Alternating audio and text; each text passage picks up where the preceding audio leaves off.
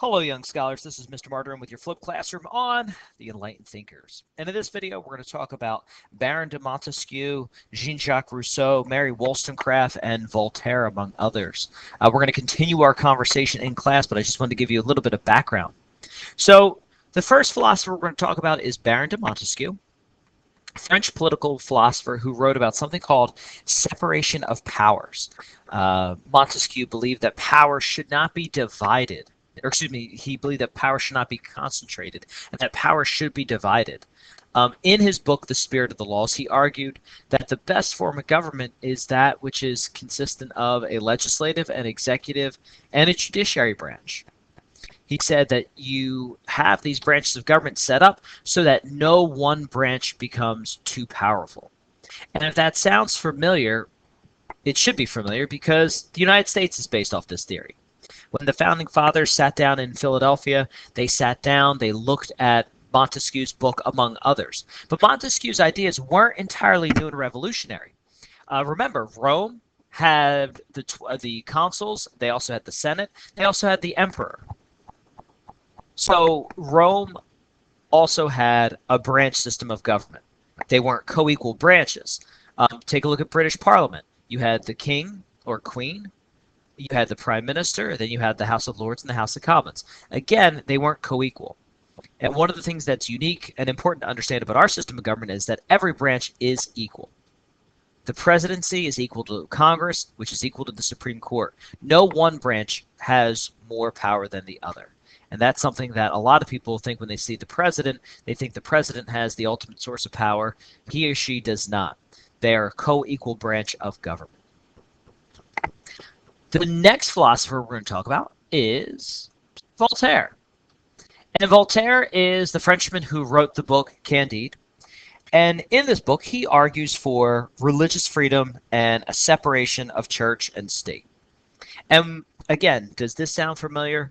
It should, because our First Amendment to the Constitution forbids any government from establishing a national religion and allows people to worship freely and independently. Okay, these are ideas brought from the French philosopher. He's a Frenchman who said that every fact and theory in history has been revised, and if every fact and theory has been revised, every idea and theory can be challenged. So the big idea with Voltaire is you want to challenge everything. And he says that doubt is not a pleasant condition, but certainty is absurd. It's never good to doubt or question things. It's never good when you doubt yourself or doubt oneself or doubt your political beliefs or your beliefs in something. It's not a pleasant condition. But the idea that you can be sure 100% of the time on anything is completely absurd, Voltaire says.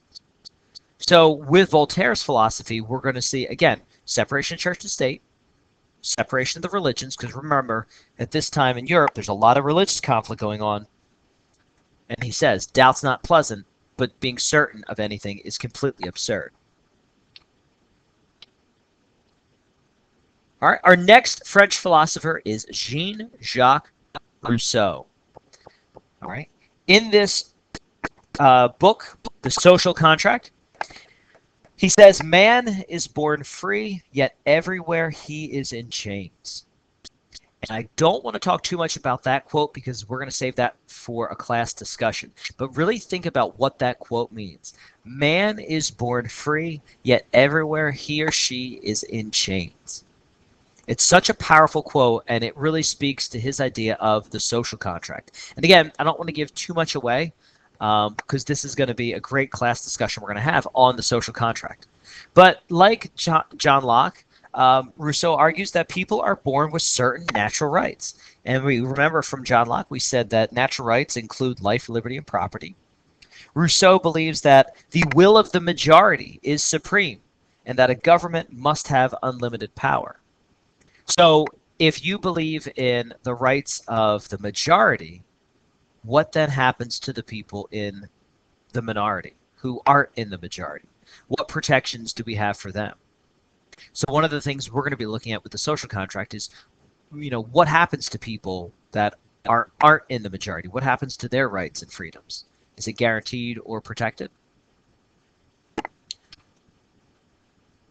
And our final enlightened philosopher is a woman named Mary Wollstonecraft. Mary Wollstonecraft wrote that mind has no gender. A very important idea. She writes her book called The Vindication Rights of Woman, published in 1792. Notice how this is after American independence. And she argues that women are not naturally inferior to men, but they only appear to do so because they lack education. Remember, when she is writing this, this is a time when men and women don't receive the same education, where women are largely told to stay at home. And yeah, if you have any person, regardless of sex, if they stay at home and don't read and aren't challenged and aren't educated, yeah, their mind will not mature and will not grow. So Mary Wollstonecraft makes the argument that if you send women to school, if you give them the same opportunities and education as men, they will acquire the same knowledge and character, which is exactly true. This is the way our educational system is set up today. We're going to dive into these concepts a lot more because they're great class discussions. But this is just kind of to get you guys introduced to the idea of the enlightened philosophers and some of their beliefs. So again, if you need to copy anything down, just watch the video again. But we're going to have a great discussion on the best form of government, and we're going to talk about Jean-Jacques Rousseau's quote and Mary Wollstonecraft's philosophies during class. All right, if you have any questions, you can post on Google Classroom, or you can watch this video again.